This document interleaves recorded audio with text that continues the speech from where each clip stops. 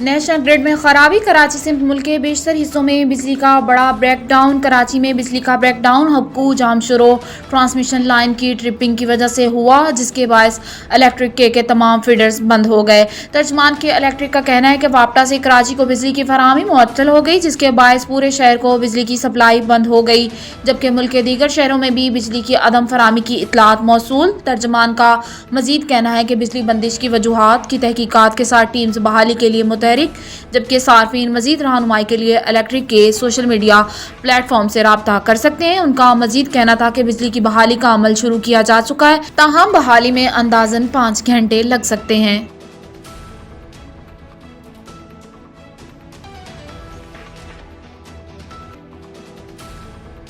ہمیں پتہ ہے ہم آپ سے کمزور ہیں۔ عاصم سواتی کی گرفتاری پر پی ٹی آئی رہنماؤں کا رد عمل۔ عمران خان کے چیف آف اسٹاف شہباز گل نے ٹویٹر پر جاری بیان میں کہا کہ سینیٹر عاصم سواتی کی گرفتاری اور پھر انہیں ننگا کر کے مارنا، اور ایک بزرگ ہیں، نانا اور دادا ہیں، ایک لمحے کو سوچیں ان کی فیملی پر کیا گزر رہی ہوگی۔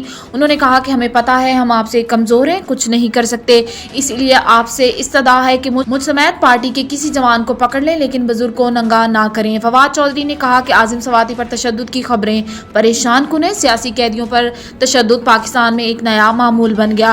دوسری جانب شیریں مزاری نے بھی عاصم سواتی کی گرفتاری کی سخت مذمت کی اور حیرانی کا اظہار کرتے ہوئے کہا کہ صرف ٹویٹس کے لیے۔ انہوں نے مزید کہا کہ سنجیدگی سے یہ اب جمہوریت کا خاتمہ ہے، جس طرح سے امپورٹڈ حکومت اور ان کے لوگ وقت کا غلط استعمال کر کے برتاؤ کر رہے ہیں۔ پی ٹی آئی رہنما زلفی بخاری نے بھی عاصم سواتی کی گرفتاری پر رد عمل دیا اور بولے مریم کو اس کی چوری کے جرم میں چھوڑ دیا گیا۔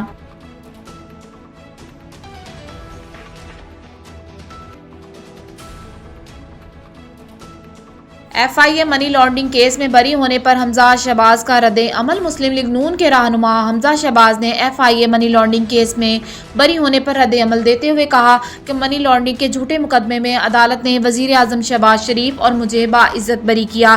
سیاسی بنیادوں پر قائم مقدمے میں مجھے تقریباً 20 ماہ قید میں رکھا گیا۔ حق، سچ اور دیانت داری کی عظیم کامیابی ہوئی۔ ایف آئی اے منی لانڈرنگ کیس میں بری ہونے پر ایک بیان میں سابق وزیر اعلیٰ پنجاب حمزہ شہباز نے کہا کہ اللہ کے فضل سے ہم ایک مرتبہ پھر سرخرو ہوئے ہیں۔ ہم نے ان جھوٹے مقدمات کا مردی سے مقابلہ کیا۔ انہوں نے کہا کہ عمران نیازی کی ماں پر بنے آئے جھوٹے کیسز سے قوم کا وقت، پیسہ اور اداروں کی ساکھ بھی مجروح ہوئی۔ ملکی عدالتوں سے پہلے برطانیہ کی نیشنل کرائم ایجنسی نے بھی شہباز شریف کو کلین چٹ دی تھی۔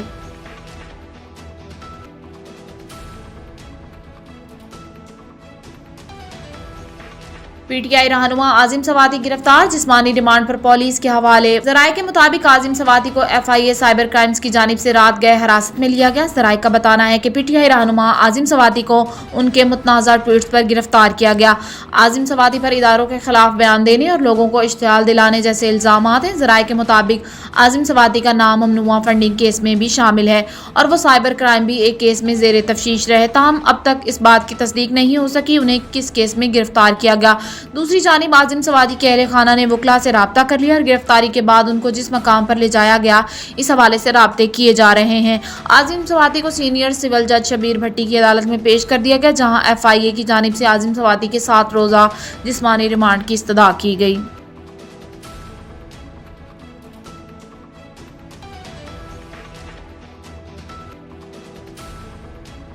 بس حادثے میں جاں بحق افراد کی لاشیں ایدی مرکز سے آبائی علاقوں کو روانہ۔ حادثے کے حوالے سے موٹر وے M9 کے کمیڈیٹ آفیسر سید فرحان احمد نے میڈیا سے بات چیت کرتے ہوئے بتایا کہ حادثے کا شکار بس نئے ماڈل کی تھی، جبکہ بس کا ایمرجنسی ڈور بھی ٹھیک کام کر رہا تھا اور رفتار بھی قانون کے مطابق تھی۔